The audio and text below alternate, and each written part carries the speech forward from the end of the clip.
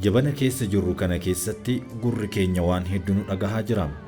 Yakkoonni garaagaraa kanneen madaalleen isaanii haga dubbii afaaniin dubbatamuu caalaa ulfaatu mudachaa jiru.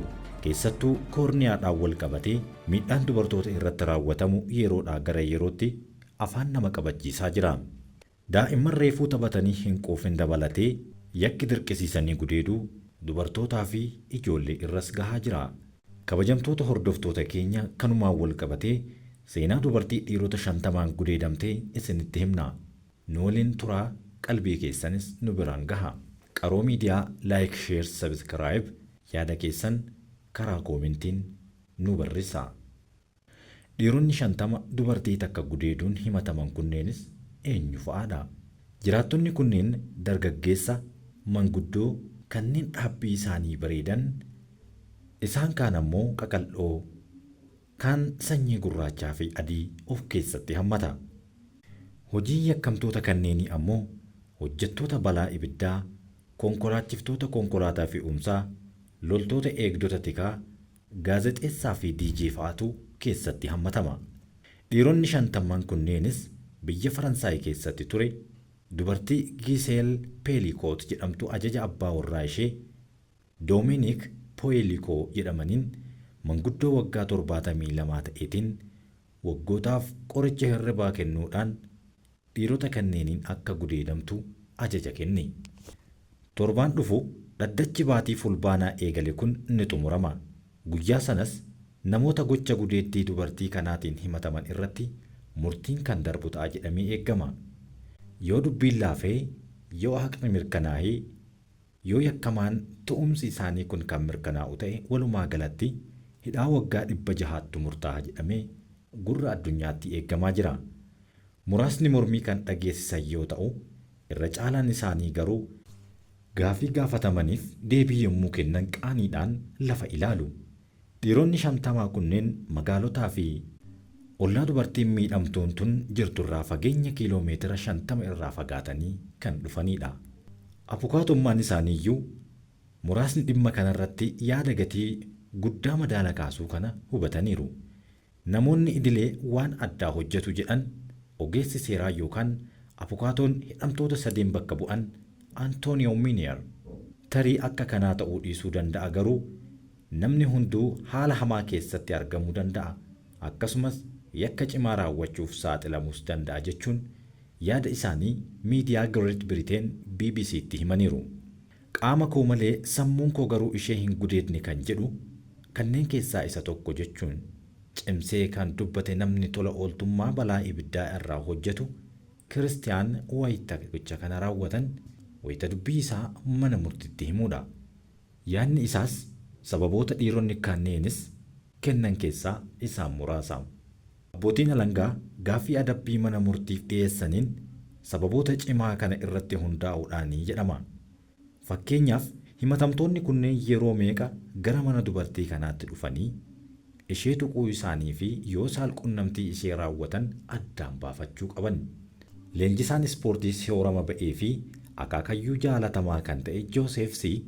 umriin isaa ganna 69 yoo ta'e illee yakkamaa ta'ee yoo argame hidhaa waggaa 4 kan adabamudha. Sunis adabbii isaa salphaa abbootiin alangaa himannaa kanarratti gaafatan keessaa gadi aanaadha. Himatamaan biroo Roomaayiz ganna umriin isaa 63 hidhaa waggaa 18tti itti murtaa'a. Himatamaan kunis osoo HIV qabaachuu isaa beeku yeroo adda addaa jahatti deebi'uudhaan dubartii kana gudeeduun waan beekameefi. Abukaatoon isaa garuu waggoota hedduudhaaf wal'aansa akka argatee fi vaayirasichi daddarbuu akka hin dandeenye mana murtiitti ragaa baheefii jira. Abbootiin alangaa bal'inaan dhimma kanarratti qorannoo kan gaggeessan sababbii gochaan gudeeddii kun haala kana dura hin baratamneen ta'eef ragaa baay'ee waan isaan barbaachiseefidha. Abbaan warraa ishee miidhaa dhiirotaan haadha warraa isaa irratti raawwatamuuf hayyame kana waggootaaf viidiyoon waraabaa tureera. Innis himata isarratti dhiyaate hunda amanee fudhachuun himatamtoonni 50 isaan waliin himataman hundi yakkamtoota ta'uu isaanii mana murtiitti himeera. Ragaan viidiyoo kun waan jiruuf dhiironni kunneen mana maatii kanaa dhaqanii akka hin beekne haaluu hin dandeenye jechuudha. Garuu harki caalaan isaanii himannaa gudeeddii murtii adabbii cimaa namatti fidu cimsanii mormaniiru. Seerri gudeeddii biyya Faransaay gudeeddii jechuun gocha saalqunnamtii jeequmsa dirqisiisu doorsisa yookaan taajjabbiin raawwate kan jedhudha. Barbaachisummaan hayyama kamiyyuu kan ibsu hin qabu. Kanaaf Giseel hayyama kennuudhaaf akka hin dandeenye waan hin beekneef gudeeddiif yakkamaa ta'uu akka hin dandeenyes falmaniiru. Haadha manaa isaa irra miidhaa geessisuuf qoricha sammuu namaa hadochuu akkamitti akka itti fayyadamu waan barateef waggoota 5 akkana gochuun ishee gudeechisiira. Yakka isaa kanaaf Dominic Pelicot waliin wal arguu isaa kan komatanidha. Abbaan alangaa hidhaa waggaa 17 akka adabamu murtii cimaa adabeera. Gochaan kan raawwatame viidiyoo waan waraabameef baay'een isaanii haaluu hin dandeenye. Kunis ifa gala waan ta'eef. Yakkamtoota kanneen keessaa Ahmad namni jedhamu kan jaalallee ijoollummaa isaa waliin waggoota 30f gaa'ela keessa jiru yoo ta'u, osumaan nama gudeeduu kanaan barbaade ta'ee dubartii umrii 60 keessa jirtu hin filadhu jechuun waakkateera. Ahmad yeroo mormii kana ofirraa deebisutti osoo Giseel gudeeduuf ka'ee abbaa warraa ishee viidiyoo akka waraabus hin hayyamu jedhe. Gariin isaanis Dominic Peliot yookaan abbaa warraa dubartii kanaa miidhamtuu tana akka doorsisanis dubbataniiru. Irra caalaan namoota kanneenii Dominic Pelicotin yookaan abbaa warraa miidhamtuu kanaatiin gowwoomfamanii gocha suukanneessaa kana raawwachuu isaanii ragaa itti bahaniiru.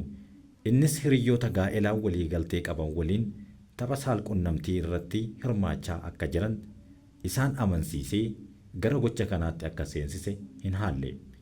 Garuu Dominic yeroo hundaa haati warraa isaa shira kana akka hin beekne dhiirota kanneeniif ifa godheetiin jira. Ishee akka hin dammaqsine yookaan akka achi turan mallattoo akka hin dhiisne qajeelfama kenneefi gara isheetti erga.